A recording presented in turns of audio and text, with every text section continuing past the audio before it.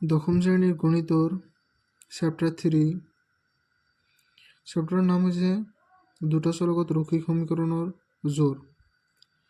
এইটো চ্যাপ্টার আজি আমি পিআইকিউ আলোচনা কৰিম। দুটা পিআইকিউ আছে এমসিকিউ, যেটো মাল্টিপল চয়েস কোশ্চেন বুলি কোৱা হয়। প্ৰথমটো কি আছে যে তলৰ ৰৈখিক সমীকৰণেৰ জোৰ কেইটা বিবেচনা কৰা। HSLC 2019 অহা কোশ্চেনটো দিয়া আছে কি যে ৰৈখিক সমীকৰণেৰ জোৰ কেইটা কি কৰিব লাগে, বিবেচনা কৰিব লাগে। কি দিয়া আছে প্ৰথমটো 3x + 2y = 5, 2x + 3y = 5। তাৰপিছত আৰু দুটা সমীকৰণ দিয়া আছে কি 2x - 3y = 7, 2x - 3y = 8।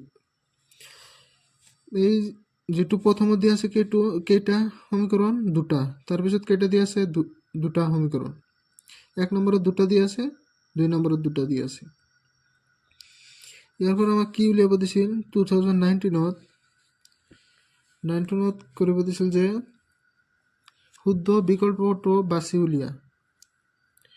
এক নম্বৰটো কি আছিল, এক নম্বৰটো আছিল যে মানে এক নম্বৰ সমীকৰণটো কি 1 আৰু 2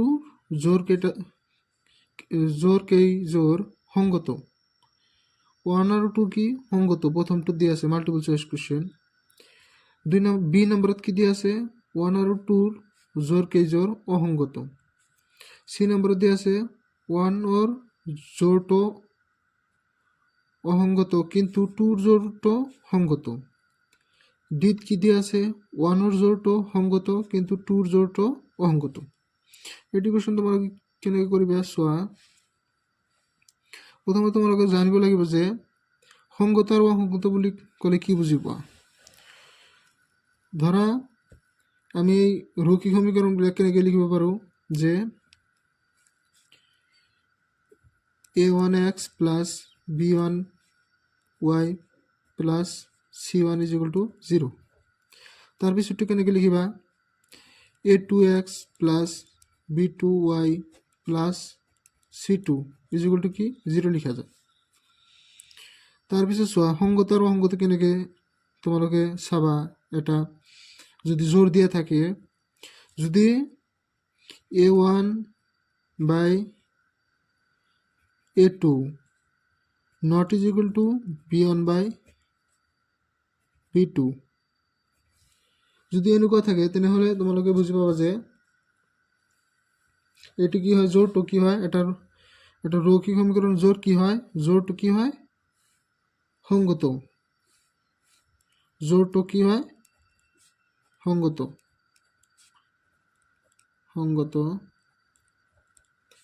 আৰু যদি তোমালোকৰ ধৰা তোমালোকে এনেকুৱা কৰি পালা যে a1/a2 = b1/b2 = c1/c2। যদি এনেকুৱা হয় তেনেহ'লে কি লিখিবা তোমালোকে যে জোৰটো স্বতন্ত্ৰ আৰু সংগত। জোৰটো কি, জোৰটো স্বতন্ত্ৰ আৰু সংগত।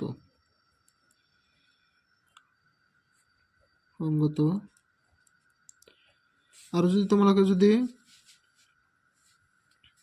এনেকুৱা কৰি পোৱা যে a1/a2 = b1/b2 not = c1/c2 যদি হয় তেনেহ'লে সেইটো কি হয়, জোৰটো কি অসংগত।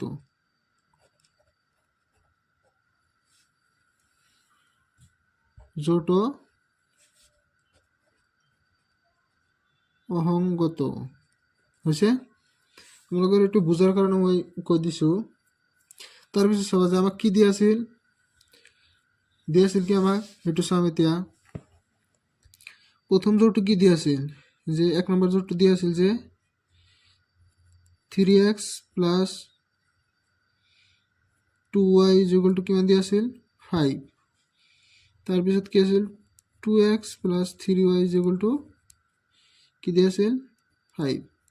তো ইয়াৰ পৰা চোৱা আমি চাম যে A1 বাই A2 তেনেহ'লে A1 কি হয় 3 আৰু A2 কি হয় 2 তেনেহ'লে A1 বাই A2 কি হ'ব 3 by 2 is equal to B1 by B2 B1 কি হয় 2 B2 কি হয় 3 তেনেহ'লে 2 বাই 3 এইটোতে আমি গম পালোঁ যে এইটো আৰু এইটো সমান নহয় গতিকে নয়টো যোগ গতিকে এইটো কি হ'ব 1 নম্বৰটো জোৰটো কি সংগত প্রথমটো পালো যে জোরটো সঙ্গত তারপর দ্বিতীয় জোরটো চাম আমি কি আছে দ্বিতীয় জোরটো আছে আমার কি 2x minus 3y is equal to 7 তারপর 2x minus 3y is equal to 8 এরপরে চাম যে 2 by 2 a1 Bata a2 a1 by a2 is equal to b1 by b2 is equal to c1 by c2 c1 কি মান হয় 7 c2 কি মান 8 এই দুটা তো সমান হবো কেনেকে যে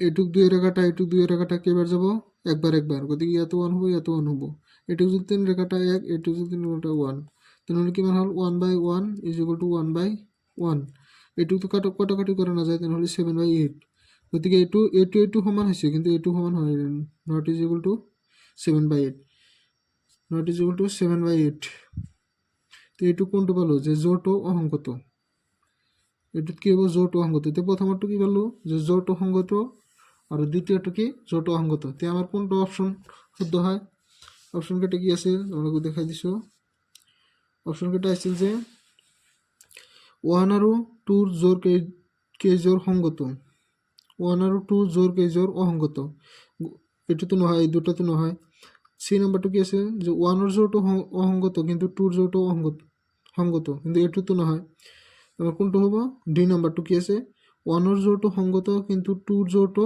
অসংগত গতি ডি নাম্বারটো শুদ্ধ आंसर হইছে যদি ভাল লাগি থাকে তাহলে ভিডিওটো লাইক করে দিবা আর চ্যানেলটো সাবস্ক্রাইব করে দিবা নেক্সট ভিডিওর কারণে